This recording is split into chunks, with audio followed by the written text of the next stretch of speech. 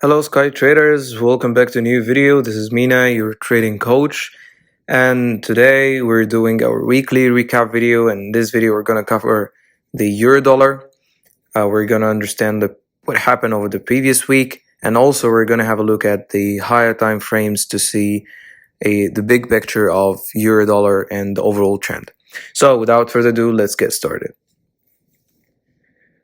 As we usually do, we do a top-down analysis. So we start with the higher time frames like monthly, weekly, and daily time frames. And then we drill down to the 4 hours, 1 hour, and 15 minutes time frame to see what entries we can take.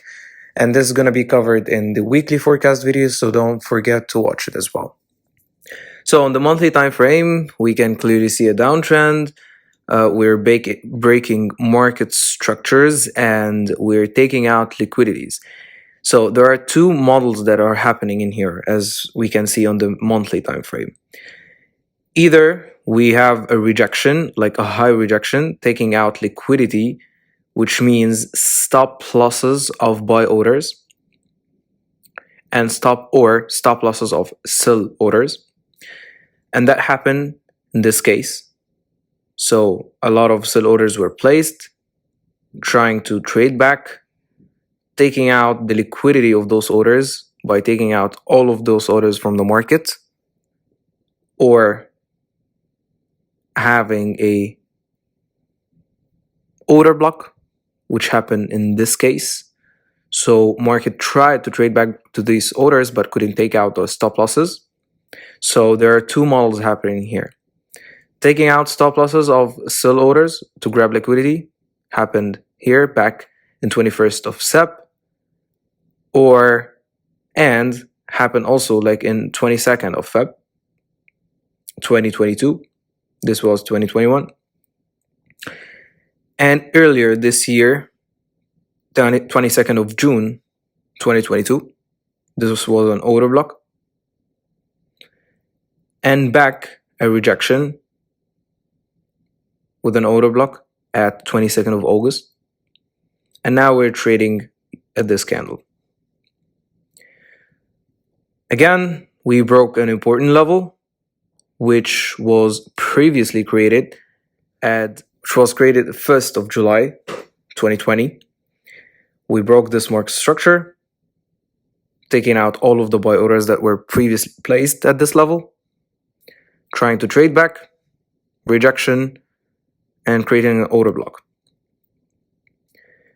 Back at this level, a lot of buy orders, and we can see that institutions were trying to protect the orders because we created a pattern of wicks rejecting from previous levels, trying to trade back to the buy orders and then rejecting. So once we hit all of this liquidity area, a lot of buyers were convinced that market is going to shift the direction, and they were trapped. We can see that a lot of buyers are trapped using this candle, right? Then a high pressure sell candle breaking this market structure, trying to trade back, then rejection. Then again, a lot of buyers were convinced earlier this month and next and previous month that there's going to be a shift in trend. So rejection, and then high pressure sell candle breaking this market structure. On the weekly time frame, we are following this trend line from retail point of view. From market makers point of view, we're breaking market structures, trading back to important levels or high pressure buy candles, either taking out all of the liquidity by taking out the stop losses of these orders or creating an order block. This was an important area because again, institutions were trying to protect the orders. This wick, trade back to this area. Again, using this week, trying to trade back to this area, rejecting. Then high pressure sell candle breaking this market structure. A lot of buyers were trapped again here. High pressure sell candle breaking this market structure or support level, and it became a resistant area, right? Trying to trade back, A lot of buyers were convinced to buy and place buy orders, trapped in the market, break the market structure by high pressure sell candle, try to trade back, and so on and so forth. So we are regularly creating lower lows, lower low, lower low, lower low, lower low, and lower low, and lower highs, lower high, lower high, lower high, lower high, and lower high. Bear in mind that this was an important area, and we call it break of market structure or break of support level. So once we anticipate a trade back or a retracement, it usually occurs around this area. Again, this was a break of market structure, retracement happened around this area, break of market structure, and retracement happened around this area. Also, on the daily time frame, we can see that over the past weeks, once we break a significant market structure, market either consolidates or retrace a little bit, and then try to build orders in both directions. And once we have the sufficient liquidity, and we have the sufficient liquidity by taking out buyers or sellers from a market and moving in the opposite direction. For example, in this consolidation area, a lot of sell orders were placed here and there, right? And then what happened? Market tried to take out all of the stop losses of those sell orders that were previously placed. So now we have the sufficient liquidity to move and continue moving downwards. How we're convinced that we're going to continue moving downwards is by breaking this important or high pressure buy candle by another high pressure sell candle, trying to trade back and then continue our downtrend. Here, what happened? We had a slight rejection, right? Consolidation, and then a lot of sell orders were placed and scattered around this area. And then we took out all of the stop losses that were placed previously of these sell orders, broke the market structure by high pressure sell candle, and so on and so forth. On the 4 hours time frame, there is important signals that we need to consider. This was an area of liquidity, right? Why? Because it was an area of consolidation, building orders in both directions. And once we hit and take out all of this stop losses, and also this is a liquidity void area, which means that market didn't trade back to this area before, took out of the stop losses, creating an order block, and then breaking the market structure and breaking and leaving this consolidation area with a high pressure sell candle. And look at these three important levels. When I see that whenever markets moves in one direction, when I say this means that buyers need to be trapped to gain the sufficient liquidity to move in the opposite direction. We can see that in this buy candle, this high pressure buy candle, and this slightly consolidation area. And it happened again where some buyers were convinced that market is going to reject from this area, but then grabbing the liquidity and then moving downwards. On the 1 hour time frame, we usually divide the days of the week into 5 trading days and see how market reacted during specific hours.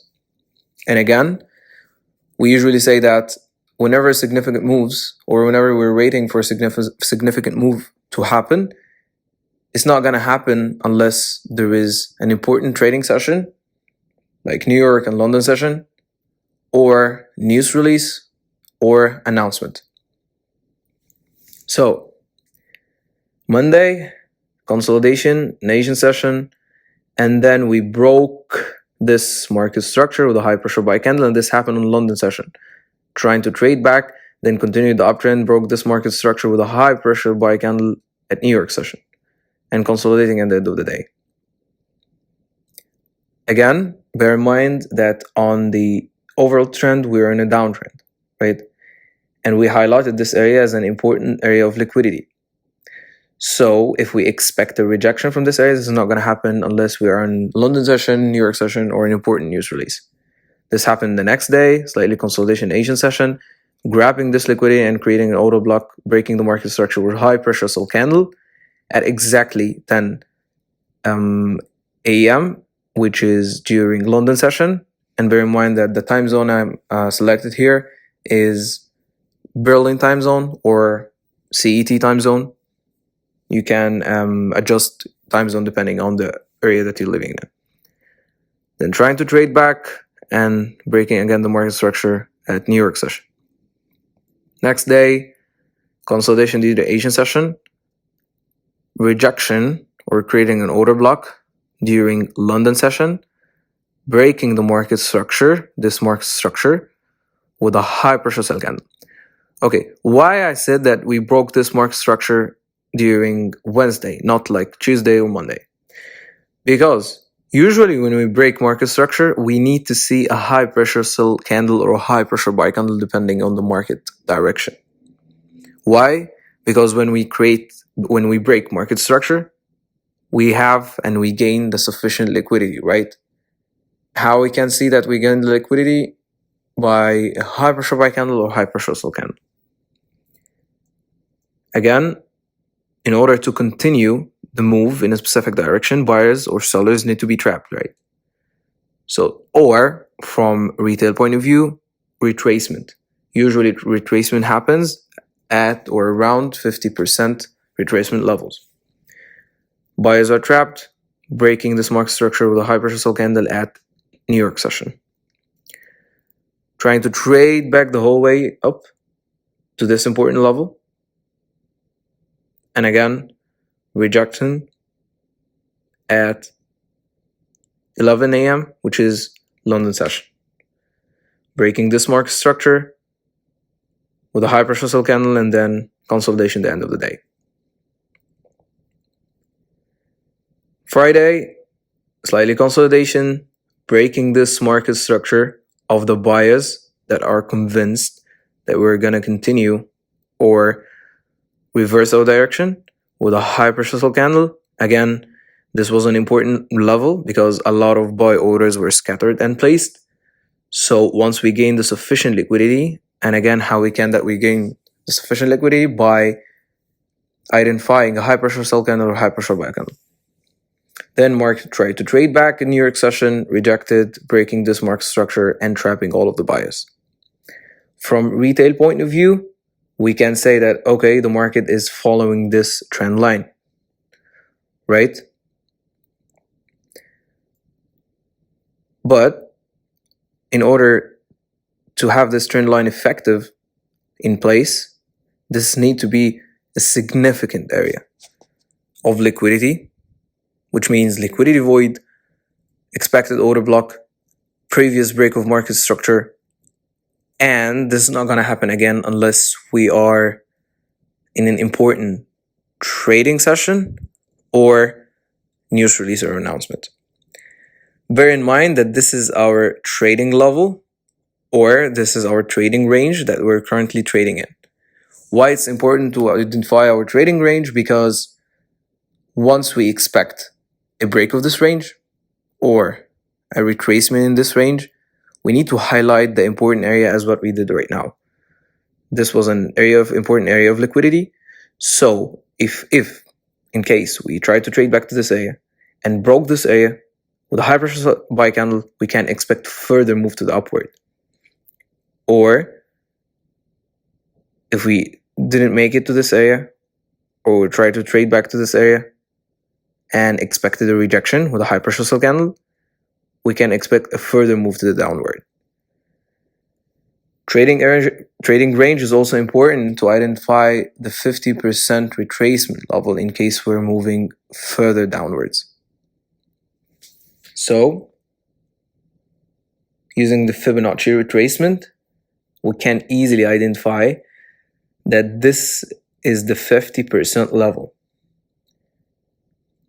Above this level is the premium level. So market makers usually sell at a premium price and buy at a discount price. So if we're gonna continue our move to the downwards, we can expect the rejection to happen above the 50% Fibonacci retracement level. This is also aligned with the liquidity area that we highlighted before.